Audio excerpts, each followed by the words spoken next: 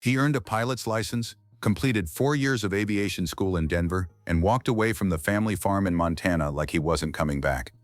Then he came home, picked up a camera, and accidentally built one of the most watched agricultural channels on the internet, one so embedded in global culture that people in Norway, in Australia, in countries where most of the population has never touched a tractor, are now farming his actual fields inside a video game.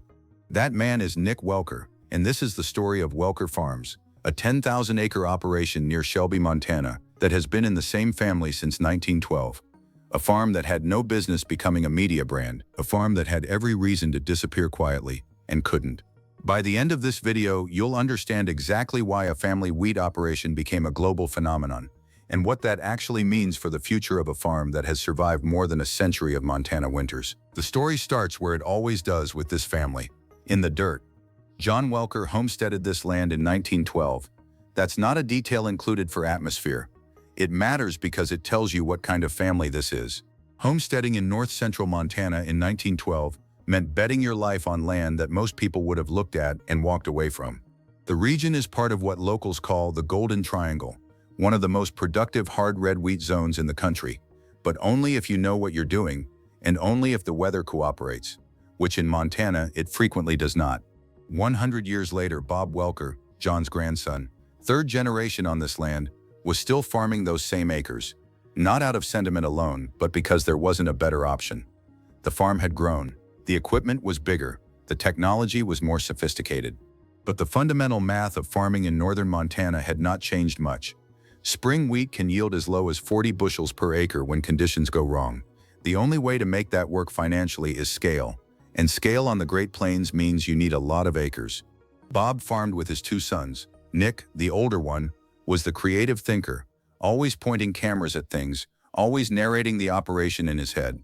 Scott was the mechanical one, the fixer, the person on the farm you called when something broke and needed to be back running before nightfall.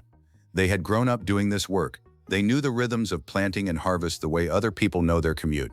Wheat in spring, peas, lentils, garbanzo beans later. And every year, the same uncertainty about what commodity prices would do and whether the rain would arrive when it was supposed to. The farm had been featured in 0 national publications. It had 0 social media presence. It was doing what family farms do, surviving, quietly, on the edge of visibility and viability. And here's the part that changes everything about what you just heard. Nick Welker was not supposed to be a farmer. His path looked like it was heading somewhere else entirely. After high school, he left Shelby for Denver, Colorado. 4 years of aviation school, working toward a degree, earning a private pilot's license along the way.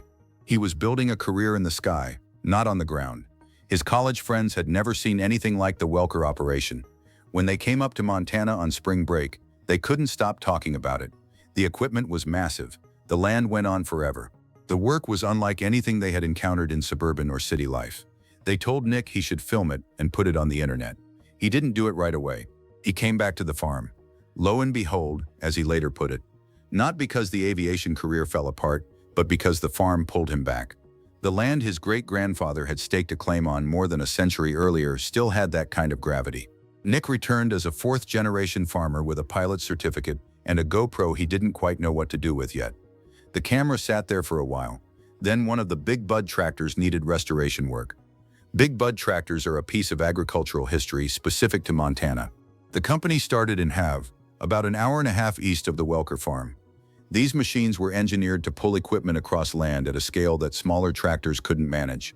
Wide, heavy, loud in a way that sounds almost industrial. The Welkers ran 2 of them. Both needed significant mechanical work to stay operational. Nick set up 2 GoPro cameras and let them run. Over 7 months, those cameras took 23,000 photographs of the tractor being torn down and rebuilt. Nick pulled all of those images into editing software, collapsed 7 months into a few minutes of footage, and uploaded it to a YouTube account that had no subscribers. That decision, and the response it got, is the reason this story spread beyond Montana. The Big Bud restoration video did not go quietly. Farming had not been heavily documented on YouTube at that point. The internet's agricultural content was largely instructional: how to calibrate a sprayer, how to read soil tests, how to manage crop rotation. What Nick posted was something different. It was cinematic. The time-lapse compression made the restoration feel dramatic in a way that straightforward documentation wouldn't have. You could see an enormous machine go from broken to running in the span of a few minutes, and the satisfaction of that arc was legible to anyone, farmer or not. People who grew up on farms recognized what they were seeing, but so did people who had never set foot in a field. There was something about watching a machine that weighs hundreds of thousands of pounds get taken apart and rebuilt by hand that reached beyond the agricultural audience. The Centennial video followed in 2012. Nick shot a full overview of the Welker farm operation to mark 100 years of the family's presence on that land. That video crossed 800,000 views. For an agricultural YouTube channel that had barely existed, that number was not just surprising, it was a signal. Nick kept posting. The channel's style settled into something specific. Real farm operations documented with more visual intention than anyone else was putting into agricultural content. Drone footage of fields at sunset, GoPro cameras mounted on equipment, time-lapse sequences of planting and harvest. Not staged, not scripted. Just the actual Welker operation, captured by someone who had studied visual storytelling and applied it to wheat farming. The viewer base divided roughly in two. About 60%, by Nick's own estimate, were farmers or people who had grown up on farms. The other 40% were something nobody on the Welker farm had expected. People with no connection to agriculture at all. Some were drawn by the equipment, others by the Montana landscape, others simply by the novelty of watching a family operation at that scale. Most people who know this story stop here, but the real story starts right now. Nick described the YouTube channel once as being like a very hungry child. The more you feed it, the more it grows. So they kept feeding it. 2 videos per week became the standard. Nick shot and edited most of them himself, working late into the nights to stay on schedule. The farm doesn't pause for content creation. Seeding season doesn't move around the upload calendar. The editing happened in whatever hours were left after the actual farming was done. In October 2018, Nick live-streamed a small celebration on the channel. The subscriber count had just rolled over to 100,000. That number is significant not just as a milestone but as a marker of how quickly the channel had grown relative to its niche. Agricultural YouTube was not the fastest growing corner of the platform. 100,000 subscribers in this space meant something. It meant the Welker audience was genuinely loyal, not algorithmic noise. The fan community that formed around the channel did what dedicated communities do. It started naming things. Scott's forearms were so visibly large that a viewer made a joke about them looking like legs. The nickname stuck. Scott Welker has been leg arms to the channel's audience ever since. Nick, who was always the one in front of the camera, became Hollywood. The nicknames tell you something about how invested the audience was. These weren't viewers consuming content. They were participants in something. Bob Welker began meeting fans from across the country at agricultural expos and trade shows. People who had watched the channel for years showed up to shake his hand. Farmers from states he'd never visited. Parents who had been watching Welker Farms videos with their kids on the couch. The channel was doing something that the Welkers hadn't fully intended when it started. It was bridging a gap between rural food production and urban consumption that nobody else was systematically addressing at that scale on video. Nick put it plainly in interviews. People think farmers are polluting the environment, or that agriculture is straightforward, when the reality is the exact opposite on both counts. The channel was quietly functioning as public education while the family just tried to keep the combine running.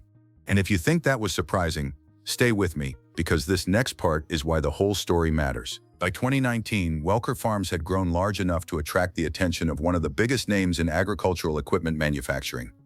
Case IH, a company that has been in the agriculture business for more than 175 years, reached out about a formal partnership.